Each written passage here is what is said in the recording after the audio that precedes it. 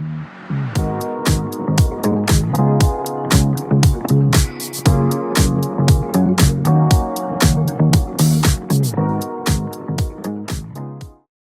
to the MacroHabits podcast. Happy Friday and happy April.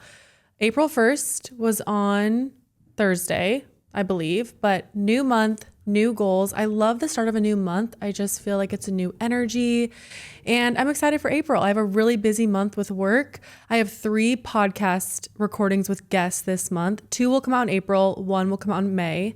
I'm at least doing 1 guest a month, but preferably I'd like to start to have 2 guests on a month as the podcast continues to grow, which is the goal.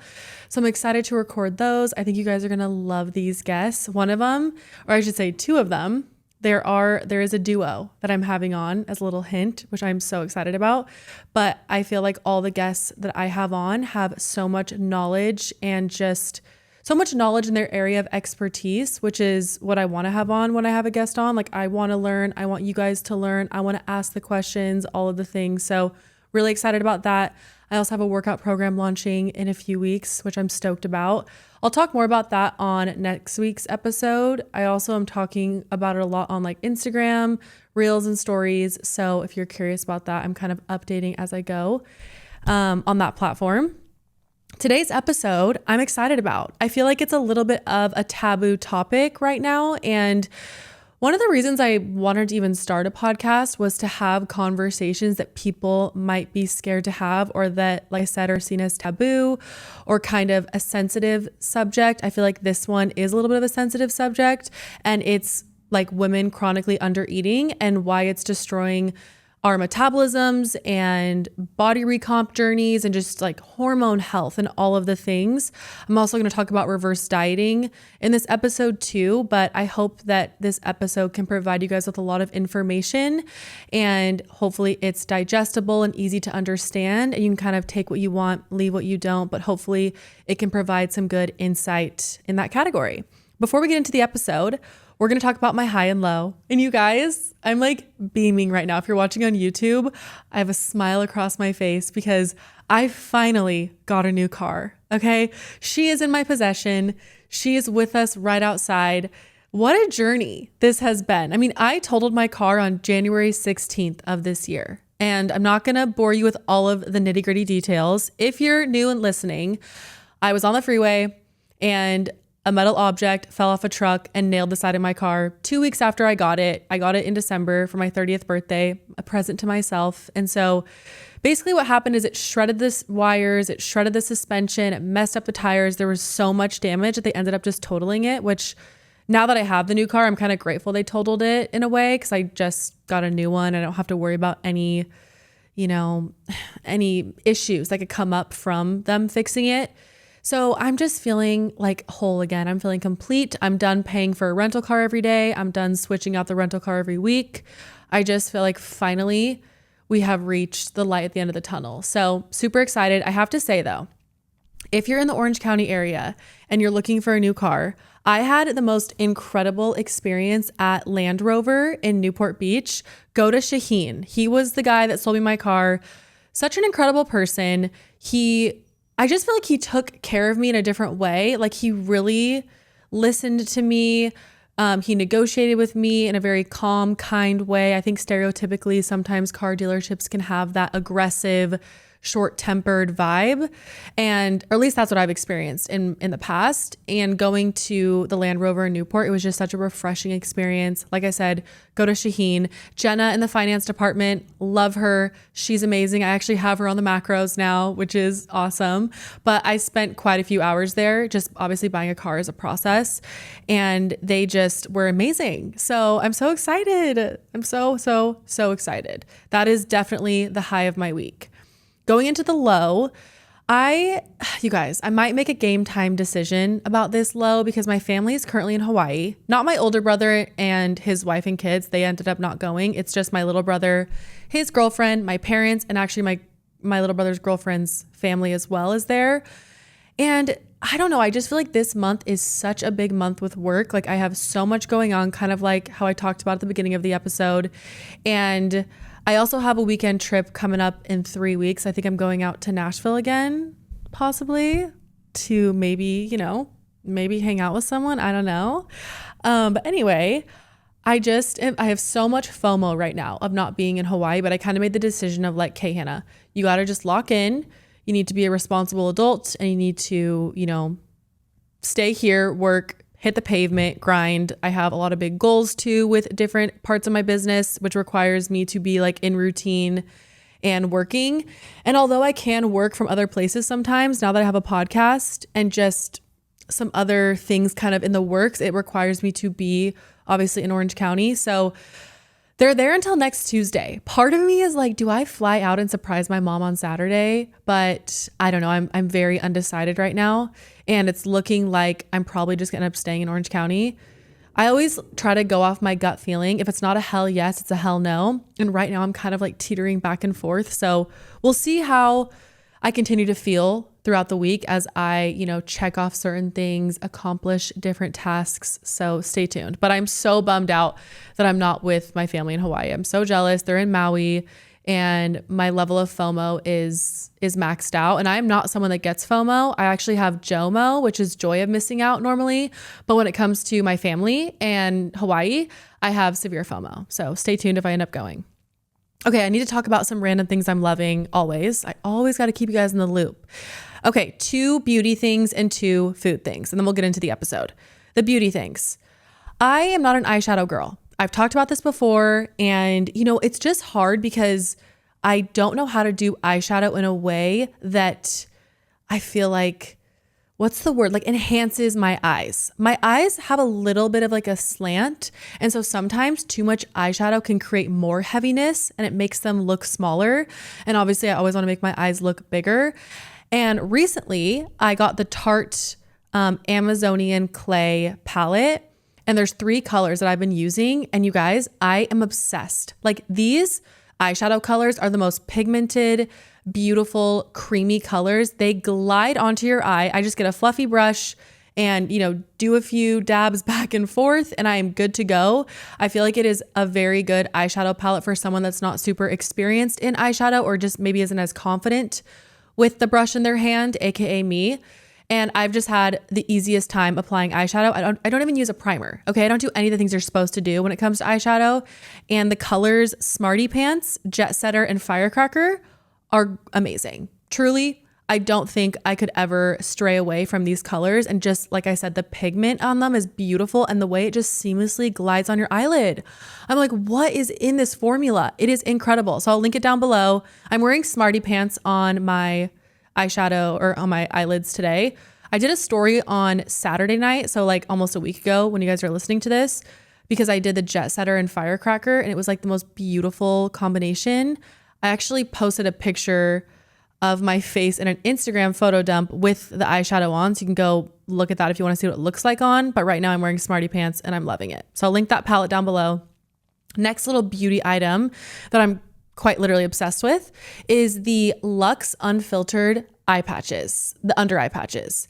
I've tried so many under eye patches and I have been so unimpressed, to be completely frank with you guys and honest, as I always am.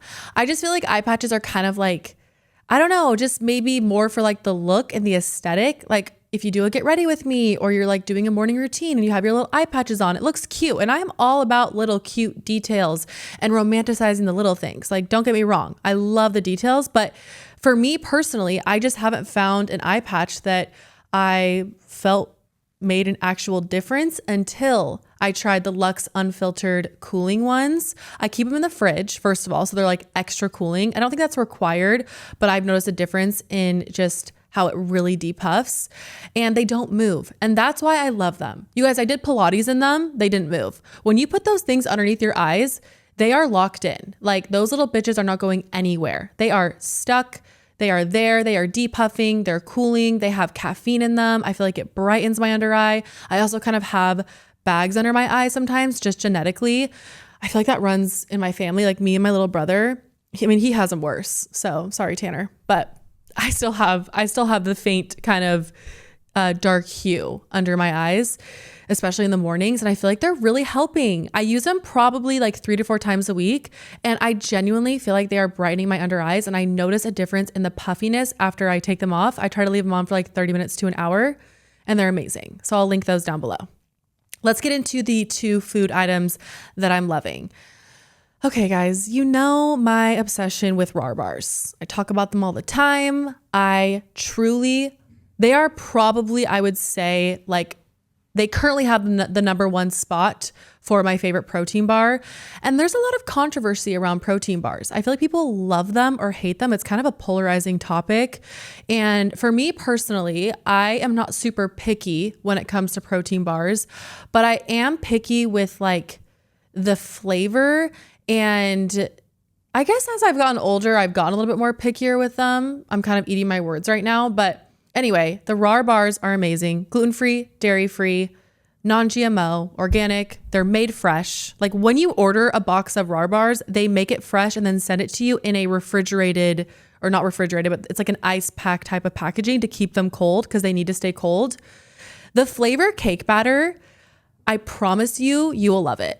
I will die on the hill that it is the best tasting protein bar I've ever tried, the cake batter specifically. Now, don't get me wrong. There isn't a RAR bar flavor that I don't not like. Like I actually like all of the flavors, but the cake batter is taking the cake for the number 1 spot right now. It's so good, you guys. Like truly, you need to go try them. I will link them down below. I do have a code. MacroHabits does save you either 10 or 15%. I can't quite remember in this moment, but they do save you a little.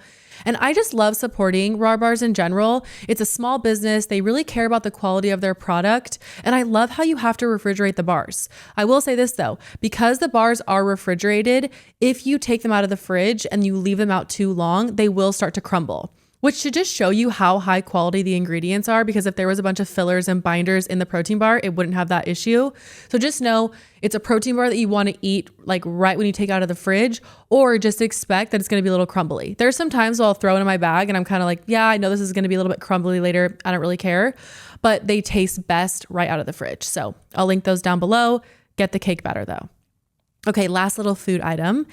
Clean Simple Eats dropped a new protein powder. And it's maybe their best one. I know I'm saying a lot of bold statements in this episode right now, but you know, I'm a ride or die for when I love something. Like if I love something, I will talk about it. I will preach about it. I will tell everyone I know. And the cookie dough protein powder flavor, like Clean Simple Eats really did something with this one. I have been having it every single night. If you've been following me on Instagram or watching my What I Eat in a Days, it's like the nightcap treat I have right now. I'm obsessed with it. The way that I make it, it adds up to about like 220 to 250 calories, and there's 26 grams of protein. So extremely macro friendly, high protein, low calorie. I feel good after. I know whey protein also kind of has some controversy. Like some people love it, some people hate it. I personally really like whey. Clean Simple Eats does have a grass-fed whey with digestive enzymes in it. It's a high quality whey protein. So some people I know, like for example, I just influenced my friend Kelly to buy the cookie dough flavor, and she has a pretty sensitive stomach, or she's very aware of what she puts in her body. And she texted me and she's like, wait, this is the best tasting protein powder and I feel totally fine. And I'm like, amazing. I knew you would love it. I'm so glad that your body is handling it well. So I just feel like if you're going to try whey protein, Clean Simple Eats is the way to go. And the cookie dough flavor is top tier. I'm actually posting a video this week of my protein shake recipe. So I don't know. I'll link it down below if I post it before Friday, but I might post it Saturday or Sunday. So just be on the lookout for that. But cookie dough protein is amazing. I also have a code for them. It's all caps Hannah10, saves you 10% off. If you want to use it, great. Thank you for the support always, but I'll link everything down below. All right. Last little thing that I need to tell you guys about is how obsessed I am with the Real Housewives of Beverly Hills. I just started season 15. Kyle Richards, I love her. She is that girl. And also, I'm manifesting this right now. I mean, I would love to have Kyle on the podcast. That would be like a dream, but I want to have her daughter, Sophia, on the podcast. She's 5'10". She's fiery. She has the best personality. I just like love her presence on TV. I love her energy. I want to get her on the pod so bad. Maybe I'll shoot my shot and DM her after this. Maybe I will do that, but I'm manifesting. I want Sophia Richards on the pod. I just love reality TV, and the season 15 of The Real Housewives of Beverly Hills is so good, you guys. If you need a show to watch, it's even one that you can watch and kind of like do other things while you're watching it. Like I'll be cooking or cleaning. So you don't have to like pay attention 100%. It's just kind of on in the background.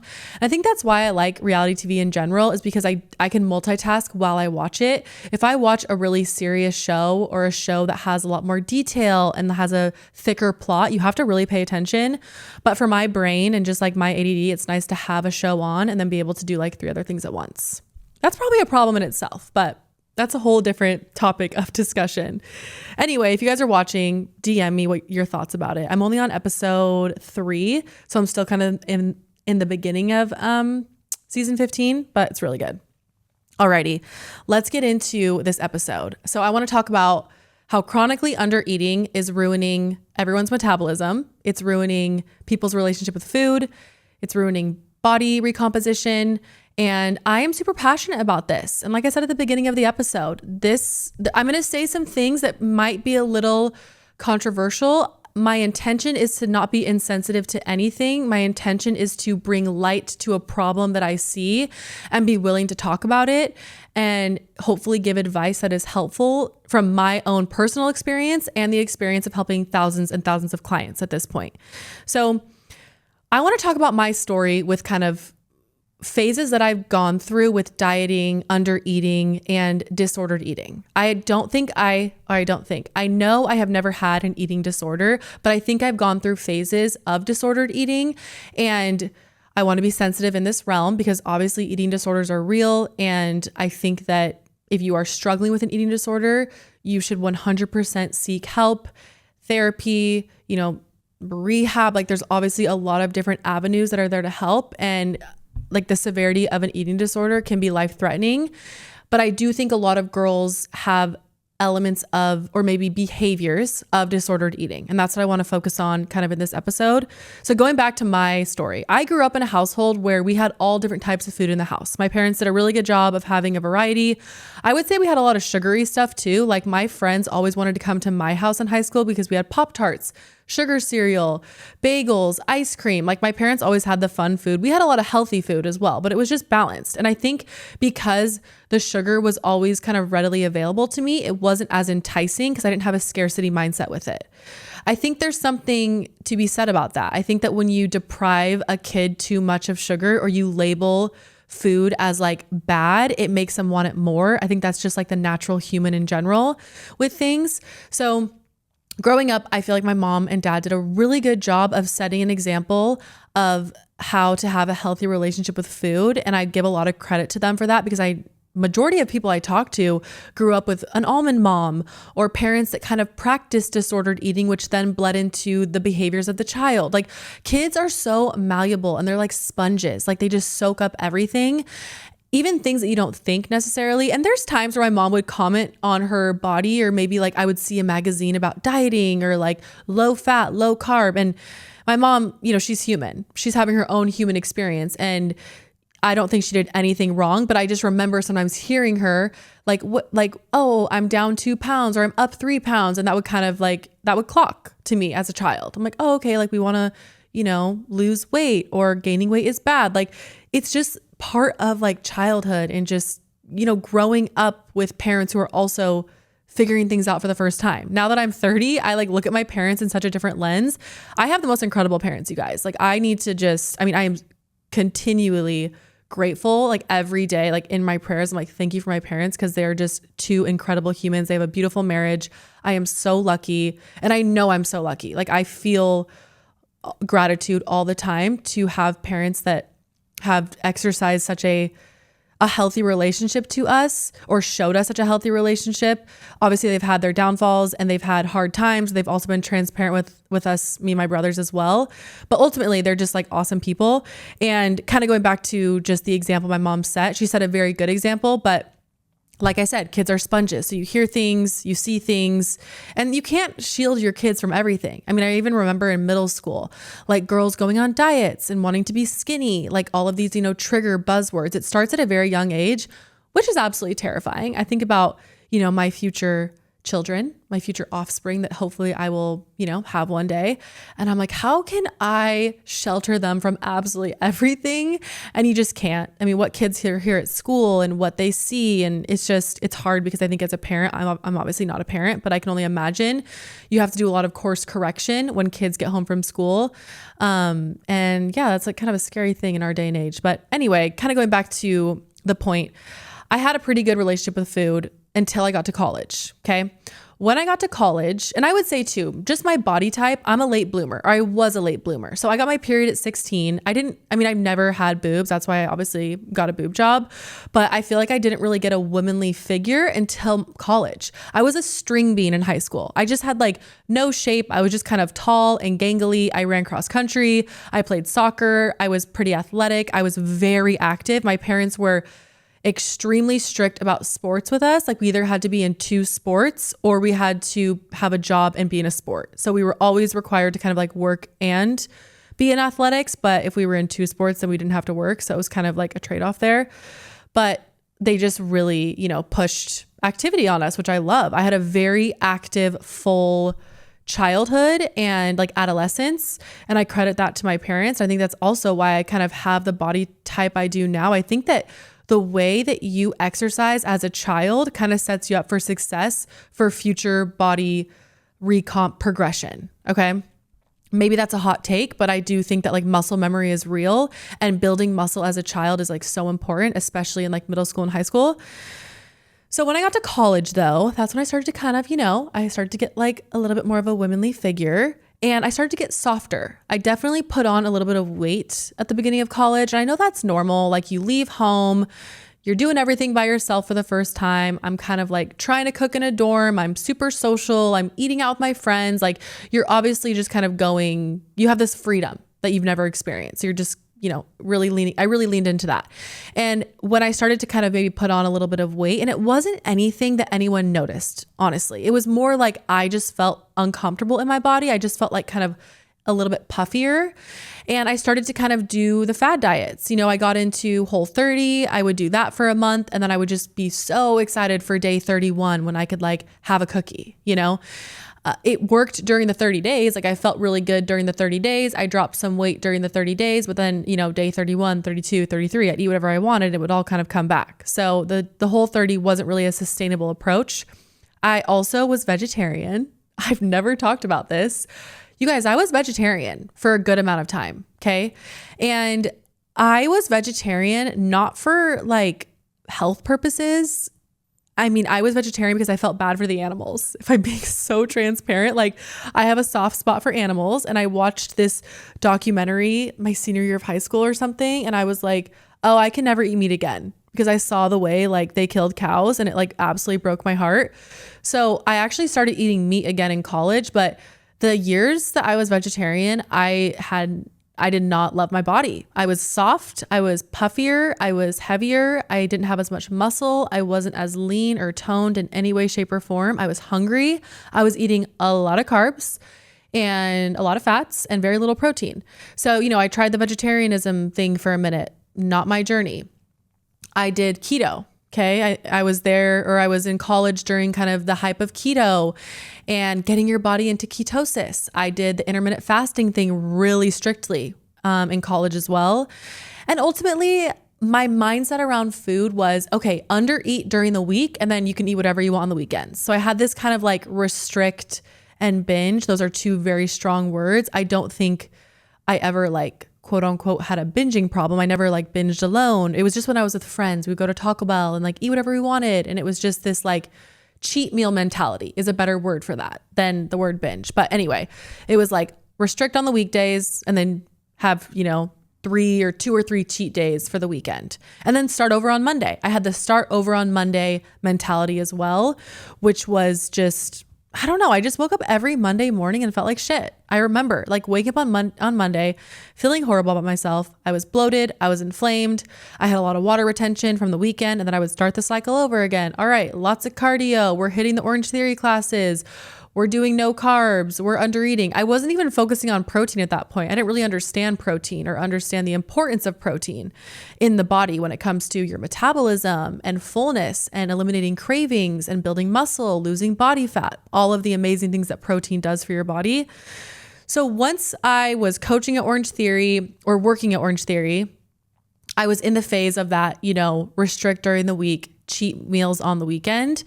And I got introduced to tracking macros from a coworker. And she was like, you need to track your macros. Like, you would love this. And I was like, what is tracking macros? Like, what? I was so confused by it. If you're listening right now and you don't know what tracking macros is, like, I was once there. And now I have a business called MacroHabits. So, if you're nervous about starting to track, just know it is a little bit nerve-wracking, or maybe it's, what's the word I'm looking for? Like, you could be maybe apprehensive about it. It might be overwhelming, but it does get easier. And now it's just a part of my life, obviously. But at that point, I was like, all right, I'm going to give this a go. So she gave me her friend's number who gave her macro split.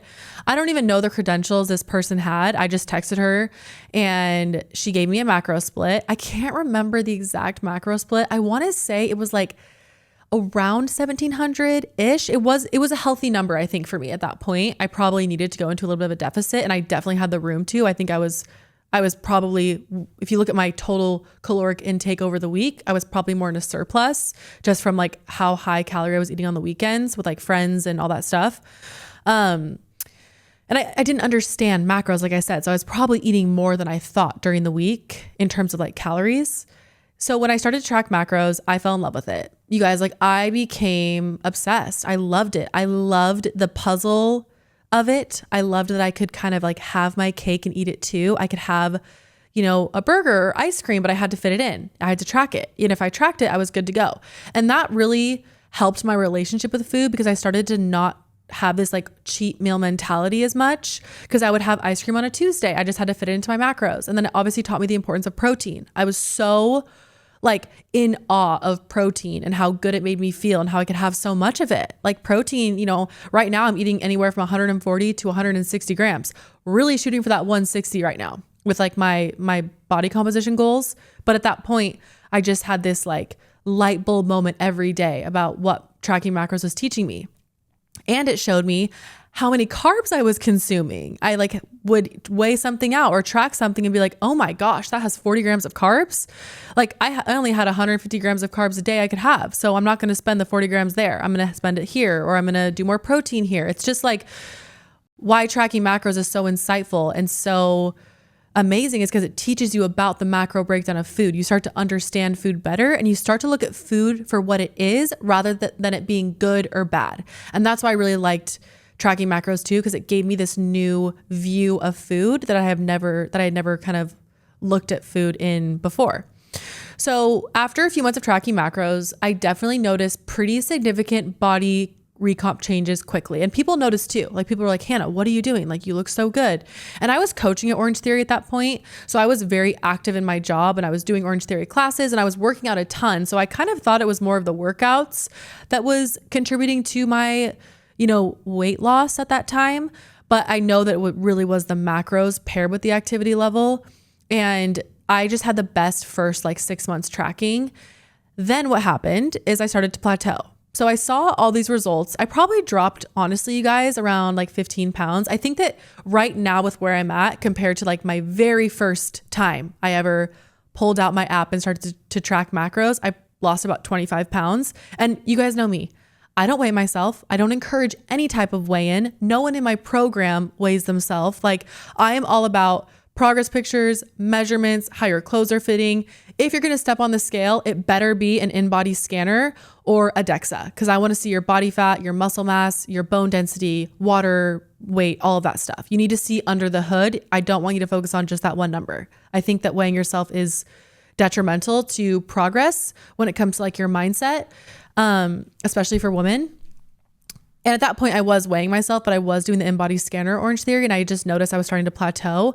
And so I went back to the girl who did my macros and I said, hey, like I've been loving this. Like I've lost this much weight. I'm feeling so good, but I'm not seeing results anymore. And she said, oh, okay, we'll drop you more. Then she gave me a lower macro split. And this is where things started to go south for me. Okay, quick ad break to talk about the sponsor for today's podcast episode. You guys know I love Cozy Earth, and I want to take a second and talk about something that I feel like we don't acknowledge enough, which is that our moms deserve the world. If you know me, you know how important my mom is to me, not in the big ways, but the smallest of ways too. And for me, especially because my mom and I don't live in the same city, which I think about a lot, like how do I show appreciation in a way that actually lands? And that is why I love Cozy Earth, especially for Mother's Day. Their robes, their loungewear, it's all designed for those quiet everyday moments, slow mornings, winding down at night, just being at home and being comfy and relaxing. And you guys know I've tried their pieces. They are so soft. It genuinely feels like one of those little luxuries that you wouldn't always buy for yourself, but once you have it, you use it every single day. And I think that's what makes it such a meaningful gift. It's not just saying thank you, it's giving a little bit of that comfort back. They also have a 100-night sleep trial and a 10-year warranty, so you know it's something that's made to last. So if you're thinking about what to get the moms or mother figures in your life, or honestly even yourself, if you're one of those moms I'm talking to, go to cozyearth.com and use my code MacroHabits for 20% off. And if you see a post-purchase survey, make sure you mention you heard about it here, because really the comfort she gives deserves to come back to her too. This is where I started to have a scarcity mindset. It started to cause me stress and anxiety because I think I was pretty low. I'm trying to remember the exact numbers. I don't want to like butcher this because I want to say I was like 1500-ish. I was definitely in like a steeper deficit.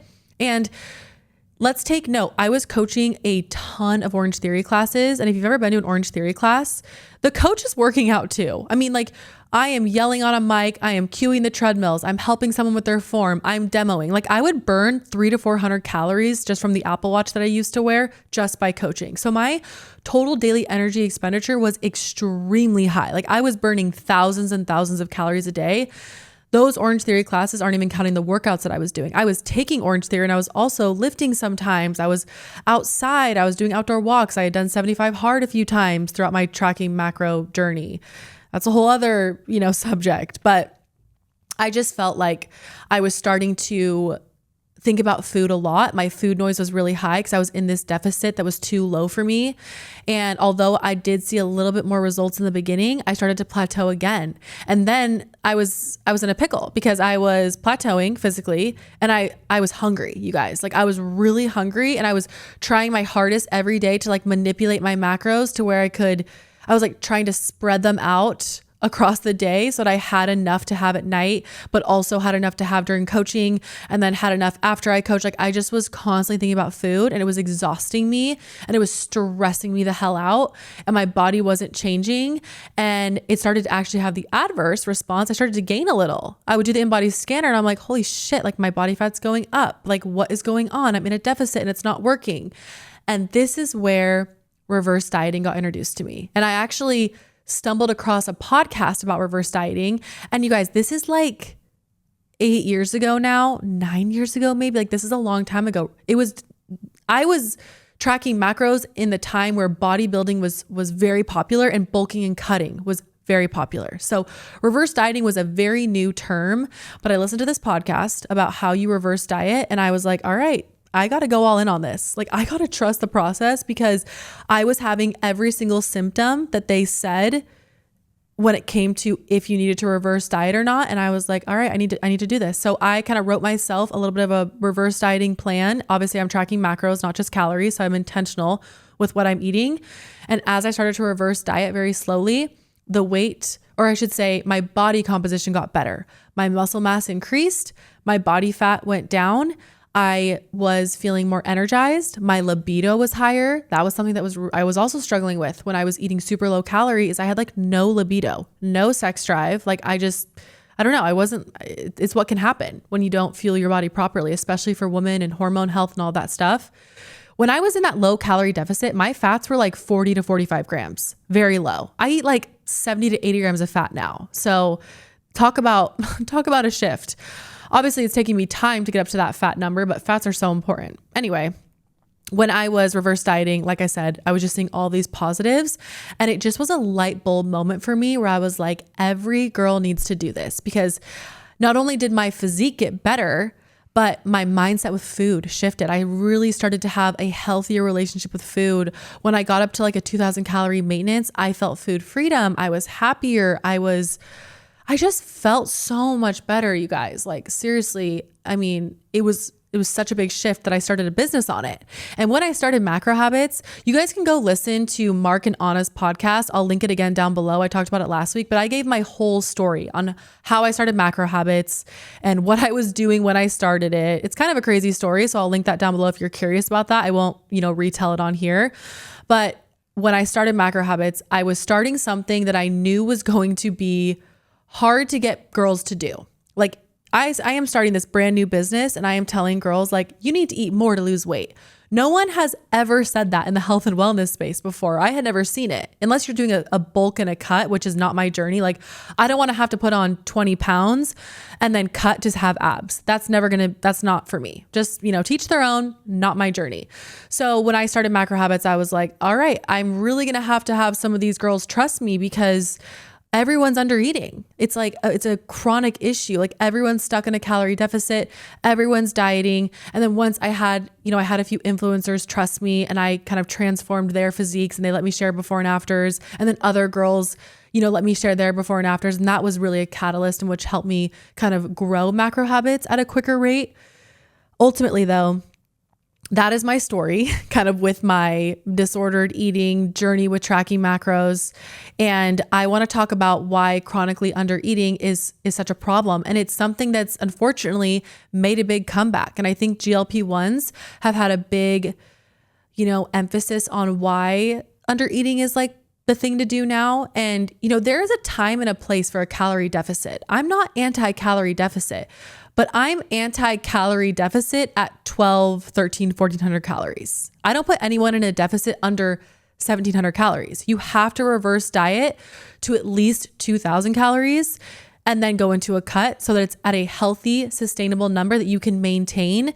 That's not going to wreck your relationship with the food. It's not going to wreck your hormones or have you lose muscle. Like there's so many benefits to doing a cut calorie deficit the right way than going the quick route. It's not long-term. It's just a quick fix that's actually going to give you a whole other set of issues. So I feel like let's talk about with under eating. I think we need to shine light on what it does to your metabolism first. I want you guys to understand like what you're doing to your body when you are consuming low calories for a long period of time. It's called metabolic adaptation, and it's where your metabolism basically adapts to the number of calories you're consuming, and that becomes your maintenance. So a lot of girls right now, and you might be listening to this and be like, Hannah, this is me. And if this is you, I'm going to link my start form down below. Go fill out my start form. I'll email you a questionnaire. And once you fill out that questionnaire and 3-day food recall, I can give you my professional recommendation of what I would recommend you do. That requires no payment. Okay. If you want to do a plan, that obviously costs money because I'm like doing your macros and writing you a plan, or if you want to do one-on-one coaching, that's an option too. But just me giving you my, recommendation based on my expertise is free. So anyway, I'm going to plug that down below. Circling back to, the chronic under eating and what it does to your metabolism then adapts to that number. So most girls, I would say, are consuming anywhere from 1200 to 1500 calories and thinking that's, quote unquote healthy. And in reality, that becomes your maintenance. So if you have a normal day where you're out and about with friends or you're on vacation, you eat 1800 calories or 2100 calories, you're now in a pretty big surplus. So you're going to hold on to weight. You're going to gain weight because you're in a surplus. So by strategically reverse dieting, which is slowly increasing certain macros over a period of time, a long period of time too, anywhere from like 6 to 24 weeks, depending on your starting point, that's what basically reactivates your metabolism and speeds it up. So we need to get your metabolism revving again. All right. We got to get it out of its stalled state and get it going. Because what happens is your body is very smart. Its one sole purpose is to survive. Your body is not thinking about aesthetics. It's not thinking about how you look in your jeans or how you look in a bikini. It's like, how can we keep you alive? How can we survive? So if you're not intaking enough fuel for how much energy you're expending, your metabolism is going to strategically slow down. And this is what I kind of call like a damaged metabolism, which I think a lot of girls are experiencing, this like damaged metabolism plateau feeling. And they're confused because they're like, oh my gosh, like I'm barely eating, or I'm under eating, or I'm calorie counting. I'm only eating 1,200 calories a day and I can't lose weight. And I'm like, sister, that's because your metabolism is so slow and your body is trying to hold on to fat, and it's slowing down to conserve energy because you're not intaking enough fuel. Okay, so that's what happens to the metabolism. And that's where just reverse dieting is. If you're listening to this right now and you're under eating, you're probably like, okay, I need to do that. And I'm like, yes, my mission in life and my goal is to help girls eat more while seeing positive body recomp. And you might be thinking to yourself right now, okay, Hannah, so I'm going to reverse diet and I'm going to repair my metabolism, but am I going to gain weight? And the answer is, for 90% of girls with the way that I do it, no.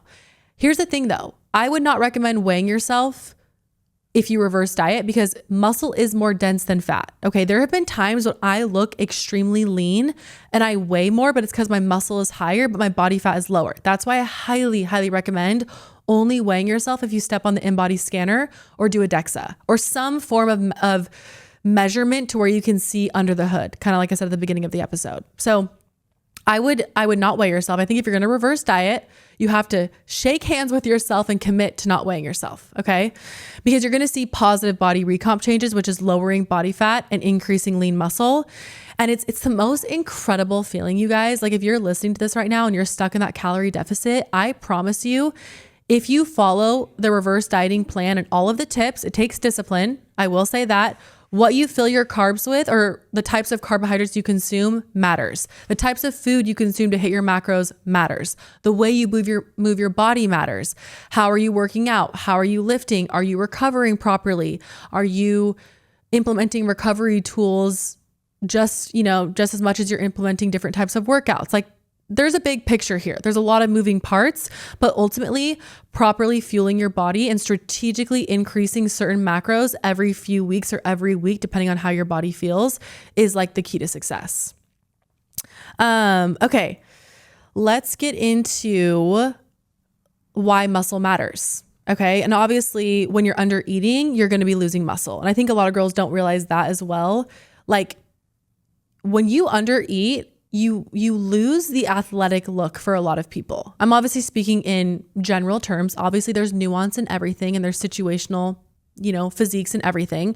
But overall, if you are chronically under eating, you probably don't have a ton of muscle on you, or you don't have like the shape that you want. Because here's the thing with what I've learned with my own journey, for me to achieve the type of physique, which is a lean and toned athletic physique, I have had to really, really fuel my body properly. Like what I put into my mouth has been such a important part in my body recomp journey, way more important than I thought it was in the beginning of starting all of this. So you have to be able to fuel your body properly and eat more of the right foods, not more of the wrong foods. Because if you're filling your macros with, 50% whole and 50% processed, you might not feel good. You might not have the results you want. You might have some gut health issues, even like some hormone issues. So I really think the 80-20 rule is a good rule to follow when it comes to tracking macros and just like eating in general. Like you guys know me, I am very dialed and disciplined at home. I eat a lot of fruit, a lot of vegetables. I'm very intentional with my fiber intake and complex carbs and monounsaturated, polyunsaturated fats. But when I'm on vacation with my family, I'm grabbing the chips and salsa. We're going to get ice cream. I'm getting the fun coffee. Like I'm all about enjoying life as well. I don't want this to come off as me being rigid. If you guys know me, you know that I am so transparent online with how I eat and how I view food. And even tonight, I have a dinner with girlfriends. I'm going to a dinner tonight at Finca. It's a burger place. I already know I'm going to get a lettuce wrap burger. I'm going to have some fries. I'm going to have a little bite of the appetizer. I'm probably going to get a Diet Coke. I don't drink, so usually a sparkling water Diet Coke is what I kind of go for. But I'm all about living life while tracking macros, which I call tracking macros with an intuitive and flexible approach. You don't have to be perfect to see results, but you do have to be disciplined in the areas that you can control. And when I'm at home and in routine, I am dialed and I am disciplined. Like I'm not eating fun treats at home. I'm not eating, things out of my macros. Like I really try to stay disciplined to maintain my physique and continue to improve it. Because in life, if you want something, you have to apply structure. If you want a good body, you got to apply structure. This is where I'm going to get off on a tangent right now, but the GLP-1 stuff sometimes bugs me because I'm not anti-GLP-1. I think there can be a time and a place for a GLP-1, obviously, but I think a lot of girls use it as a Band-Aid and a quick fix. And then they're effed after because they've completely ruined their metabolism. They've depleted muscle. They've ruined their relationship with food, and the GLP-1 isn't working anymore. And now they're like, holy shit, what do I do? If this is you right now, come one, come all, come to mama. Let me take care of you. I will reverse diet you. But, I just think the GLP-1 just fad or just the popularity of it is kind of like detrimental to a lot of people in the health and wellness space. And I've never done a GLP-1. I have zero plans to do a GLP-1, but I just think there is a way to do it for most people without the GLP-1. So I hope that also can bring you insight. Anyway, back to why muscle matters. The more muscle you have, the more you burn at rest. So the higher your BMR is, and your basal metabolic rate is how many calories you burn if you were to just sit down all day and do absolutely nothing. Everyone's is different. Usually it ranges from like 1,300 to 1,600 calories, depending on like the girl or the person. Height and weight definitely factor into this. And then also when you have more muscle, your metabolism is revving more. You feel better. Your body is burning so many more calories at rest, which is such a beautiful thing. Like, yes, let's have our body do it for us. Also, protein has the highest thermic effect. And obviously protein is what builds muscle. It's like the building blocks of muscle. So when you're eating protein, just by digesting protein, you're burning more calories than carbs or fat. So that should be your motivation to go eat more protein. Okay. Let's talk about kind of when you're under eating. It can also mess up your biological response. Like it kind of messes up your hunger cues because you're so in your head when you're under eating. You're not really listening to your body. You're listening to your mind, and you're letting your mind control your body, which is not conducive for a healthy relationship with food and being in tune with your body. So like your fullness hormones decrease and your hunger hormones increase, and the food noise increases too. This is when you have those constant cravings or you're thinking about food all day, which is food noise. I have a whole episode on how to decrease food noise too. I'll link down below. This also probably elicits more of a pattern in overeating on weekends and overeating, maybe having that cheat meal mentality. And that's not healthy, you guys. Like having food noise that's constantly at the forefront of your brain is exhausting. And that is not a way to live life. Like if you are someone right now listening and you're like, yeah, Hannah, all I do all day is think about food and think about my next meal because I'm so stressed out and I'm so hungry and I'm trying to eat as little as possible, but also still be able to be a functioning human. Like that's not healthy. So reverse dieting can also obviously help with the food noise because you're eating more of the right foods, and it starts to open up the lens into like, you can have more food, which is amazing. You can have more of the right food. So you're fuller, you're listening to your body, you're eating when you're hungry, you're stopping when you're full. You're not just in this constant deficit phase where you're overthinking food and overthinking portions and you look at a donut and you gain 5 pounds. I hate when people say that. I look at a cookie and I gain 5 pounds. I'm like, no, sister, you're just under eating. So you look at that cookie and you go into a surplus. So yeah, you might gain a little, but it's because you're under eating and going into a surplus. So let me help you. Let's fix that. And let's get your caloric maintenance up. Also, when you're under eating, you are decreasing your NEAT, and NEAT is your non-exercise activity thermogenesis. Okay. And that is basically like your daily movement outside of workouts. So walking to your car, fidgeting, talking to someone. Like right now, podcasting, I'm burning calories. I'm talking with my hands. I'm, projecting. Like I'm burning calories, and that falls into that neat category. When you're under eating, your energy is usually really low. So you are not wanting to walk up the stairs. You're taking the elevator. You might not have the energy to go walk around Target. You don't want to get up and cook a meal. Like you're just not as active. And I think that we don't give neat, like your neat movement enough of like, I don't think we shine light on the importance of that in terms of like your total daily energy expenditure. Every little ounce of movement adds up. Okay. So you know what? I'm taking the stairs every time. I might park a little bit farther to get some extra steps in. I don't think that's obsessive behavior. It's just like, yeah, you want to like move more. It's healthy. Humans should move. We need to move our bodies. We live in such a sedentary like country, and just there's so much sedentary, there's just not a lot of activity anymore. Like we're always on our phones. We're bogged down at home a lot of the time, or I should say a lot of people are. So getting out and getting active, yes, I think that's important. And I think there's nothing wrong with that. So when you're under eating, like I said, you have less subconscious movement, which is a lower overall calorie burn.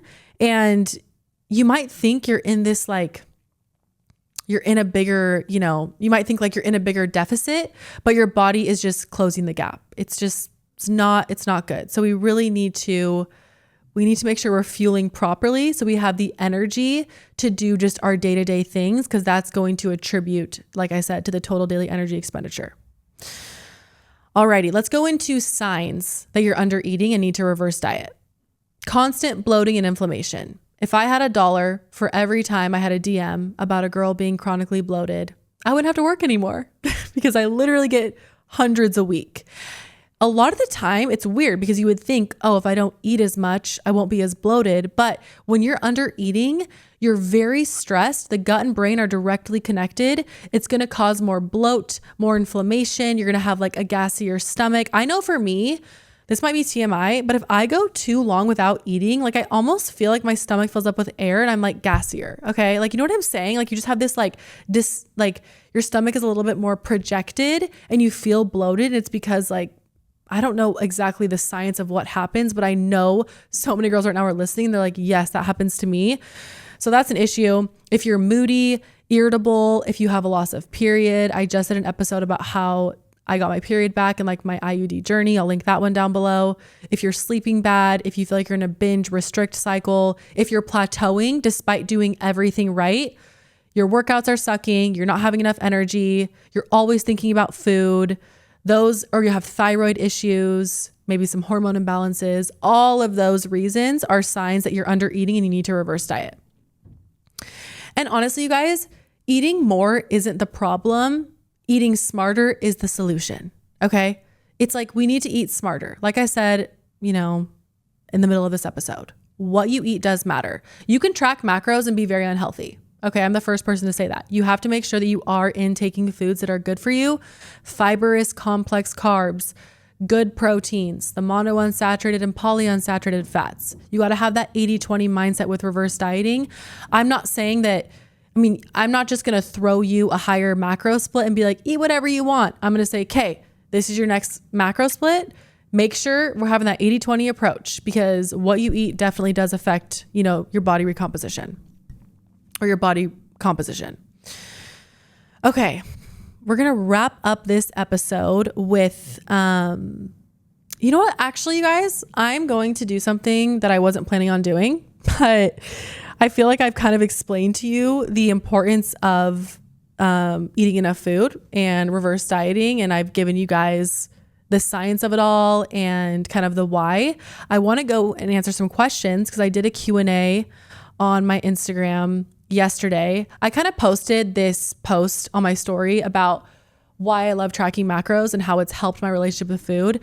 Sometimes I feel like I have to defend tracking macros or using a food scale or using an app, because I feel like it's a polarizing topic and it's not for everyone. I'll be the first to say there probably are some people out there that shouldn't track macros for a variety of different reasons, but I think majority of people tracking macros can be very healthy. And it can show you, like I said, it teaches you the macro breakdown of food. It educates you.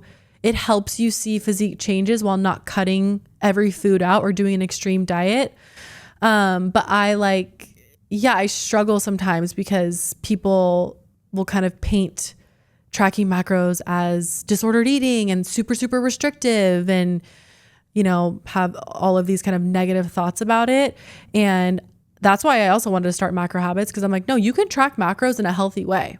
Like we can do it. Like two things can exist at once. You can track on an app and have a very healthy relationship with food. And that is the energy that I'm putting out. That is what I'm basically selling with my macro programs, one-on-one coaching. It's like, no, we can track macros and still have moments of intuitive eating and weekends where we don't track or weeks where we don't track. Like you don't have to track macros for forever. There's seasons of tracking. And I think that you know when you're in a season of tracking, and then you know when maybe you need to take some time off because of, you know, X, Y, and Z. Maybe you're pregnant. Maybe you're in a very, very social phase of life. You have 4 big trips over the next 4 weeks. That's a time where I'd be like, lock in your small habits, prioritize protein, and track macros when you get home. You know, like there's a time and a place. But I want to answer some of these questions I got, because I asked when I posted that story with like my little, you know, TED talk of why I think tracking macros is amazing, tracking macros the right way, which I feel I do it the right way. I asked, I was like, what are your guys' thoughts on this? And what questions do you have? So one question I get all the time is, what app do you use to track macros? I use the Lose It app. I really like the Lose It app, you guys. It's like very aesthetically pleasing to the eye. Like I feel like it's simple, it's easy to use. And there is a one-time payment for like lifetime access. I don't know how much it is. They always are running sales and different things. So I can't remember how much it is, but it's not super, super expensive, but you do want to get the premium. Even with like MyFitnessPal and other tracking apps, you kind of want to get the premium most of the time. So you can like actually see the grams of carbs, protein, and fat. But I really love the app Lose It. So I'll link that one down below. Did tracking macros help you get your period back? Yes. Reverse dieting, I should say, helped me get my period back, and increasing my fats and carbs helped too. I should have touched on this more in that episode that I talked about getting my period back, but fats are so important for hormone regulation. Also, if you're watching on YouTube, I'm going to take a sip of my electrolytes. My throat is on fire right now, so I need to drink water for a second.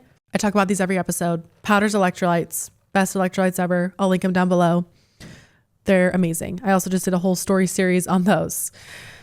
Okay, going back to the question. Yes, increased my fats and carbs. That helped tremendously. And overall, just reverse dieting, consuming more calories and regulating my hormones. Also seeing a hormone specialist helped too. I saw a holistic practitioner in Irvine, integrative medicine. That's when I was having all of my major thyroid issues. And so all my hormones were really messed up. Now I'm much more regulated. I'm not on thyroid medication anymore. I'm so happy. I supplement very holistically. I now work with Kelly. I'll link her Instagram down below. I've been talking about her recently. She's a wealth of knowledge and she's changed my life. And like, oh my gosh, I love her. She is so knowledgeable. But going back to the question, yes, tracking macros definitely helped. Okay. What are your tips for beginners when it comes to tracking macros? Okay. Like I talked about at the beginning of the episode, tracking macros at first can be overwhelming. It's a lot. You know, it's 3 macronutrients. You're trying to hit a certain number of grams in each category.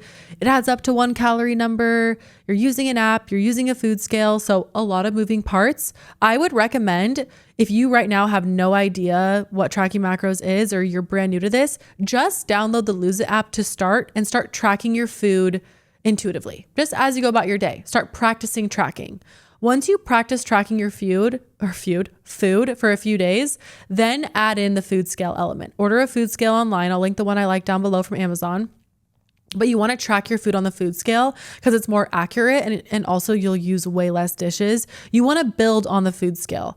I need to do an updated video of this because I get questions sometimes in my DMs like, how do you build on the food scale? And it's funny because when I first started tracking macros, guys, I would get like 8 different bowls and I'd be like, put the bowl with this on, weigh it out, and then get the other bowl. I didn't realize you could like zero out the scale, add something on, zero out the scale, add something on. So you're like building on one bowl instead of using 8 different bowls. So then I would get, the food scale and start practicing that. And then I would go fill out my start form and to fill out the questionnaire so that I can give you the correct macro split so you have a really good experience with tracking macros and you don't start too low or you don't start too high. A lot of macro calculators or people out there will start people way too high, and that also can result in a negative relationship with food or a negative relationship with tracking macros because you're like too full, it's too much protein at first, you're bogged down, you're having digestive discomfort, all of these things. So there is a right way to do it, but those are my tips for beginners. Alrighty, what else do we have here? How many meals should macros be split between? This is situational. I think if you follow me, you kind of know that some days I have more snacks and some days I have like 3 meals and a treat. It just depends on my schedule. Also, you guys, I'm applying my favorite lip gloss right now. It is the Patrick Ta Espresso Gloss. Oh my gosh, it's so good. The best brown color, but I'm on Accutane and my lips are so dry all the time. Okay, going back to the question. I think this is just your preference. I don't think there's like a right way to do things. I think there's strategy though. When you are tracking macros, like you're trying to hit that protein number. So I think getting 30 grams in the morning is really helpful. Even 30 to 50 grams. Like this morning, I podcasted today at 9:30 and I had 50 grams of protein before I got to the studio. So I'm knocking out 50 grams of protein before 10 a.m., which is amazing. So I think that we have to also reverse the mindset that intermittent fasting is the way. We need to push off eating as much as possible. No. We need to start a day off with protein. We need to get the metabolism going. This is better for your mind, your hormones, your body, building muscle, all of the things. So I think that it's all dependent on your schedule and your job and the time of life you're in. If you're someone that likes to eat smaller meals throughout the day, I might recommend doing 5 small meals then. If you're a mom and you're busy and you're working, I might be like, sister, you got to lock in 50 grams of protein in 3 meals. So 50, 50, 50. And that's your journey because that's what you can do with your schedule. I think it's just, like I said, kind of situational. There's not like a right or wrong way. Also, listen to your body. If you eat 3 big meals a day and you feel like shit, let's change it up. Let's do maybe 4 smaller meals and like 1 to 2 snacks. Everything that I say on here, ultimately at the end of the day, I'm always going to tell you, like, what does your body feel? How does your body feel? Like if you mimic everything that I do, you're going to have a different result. If you eat the exact same way as I do, you're never going to have my exact body. Just like how if I look at someone online and I'm like, oh, like she has like a really good body, like I want to look like her. If I eat what I eat in a day, I will never look exactly like her. We have to keep that in mind too with all of this stuff. Okay, a few more questions. Can you talk about tracking and PCOS? You guys, I actually want to do an episode on PCOS next week. Let me know if that's something you'd be interested in. But I want to talk about carb cycling and how carb cycling can be beneficial for clients or people that have PCOS. So maybe I'll do, a dedicated episode to that next week. I'm also in a carb cycling phase right now. I just started carb cycling, so I can talk about that on next week too. That's what I'm going to do. I've just made that decision right now. Next week, I am going to talk about PCOS and carb cycling. So stay tuned for that episode. That'll go out next Friday because my guest episode is the second or third Friday of April. Stay tuned. All right, let's do one more question. How many electrolyte packets do you have in a day? I just have 1. And you guys know my hot take with electrolytes. I don't like LMNT. I don't like Relight. I think they have way too much sodium for the average person. When I was drinking LMNT and Relight, I was bloated. I was puffy. My hands were swollen. My face was swollen. I was like, why is everyone loving these? Like, I feel like shit after I drink them. And that's because it's just way too much sodium for the average person. Unless you're running a marathon or you're sweating an insane amount, you don't need that much sodium. The reason I love powders, holding them up right here, little ASMR for ya, okay, is because they have 500 milligrams of sodium and 311 milligrams of potassium. And potassium pulls water out. So potassium helps water retention. So this is just the perfect concoction of minerals. Oh my gosh, you guys, I could talk about these electrolytes for forever, but not only do they help my digestion, I feel like my body's in routine with them now, but I don't feel bloated after. I feel less bloated. I have less water retention. I am more hydrated. Like they are the best. So, but I only drink 1 a day. I don't need more than 2 a day. I think 2 a day would be too much for me. So fruit punch, juicy strawberry, blue raspberry, those are my favorite ones, but that is kind of all I have for you. I hope that was a helpful episode while I'm struggling to speak and my throat was on fire. So I know that I've been talking for probably an hour. But ultimately, guys, I'm just, thank you so much for listening and tuning in. I had an issue with my podcast episode a few weeks ago. There was like this clicking noise in it. And although that sucked to have to deal with, I will say I got so many DMs on Friday morning, like way more than I would have thought I would have gotten, about girls being like, Hannah, like something wrong with your episode. Like, just want to let you know. It was so kind and everyone was so sweet, but it made me feel so good because I'm like, oh my gosh, like so many people are listening on a Friday morning, which makes me so happy. And like, I've gotten so many kind DMs from you guys about this podcast, and it means the world to me. If you ever want to, leave 5 stars, subscribe, like, that really helps the growth of the podcast. I've never said that before, but I am so committed and so gung-ho about growing this thing. So if you do like this podcast, I hope you like it. If you're listening to this, please leave 5 stars or a review of what you like about it. I'm really excited about just the trajectory of this podcast and everything that I have in store and the guests that I'm having on and just the potential for it. So thank you so much for being here. I'll link everything that I talked about down below. I hope you guys have a great weekend, and I'll see you in next week's episode.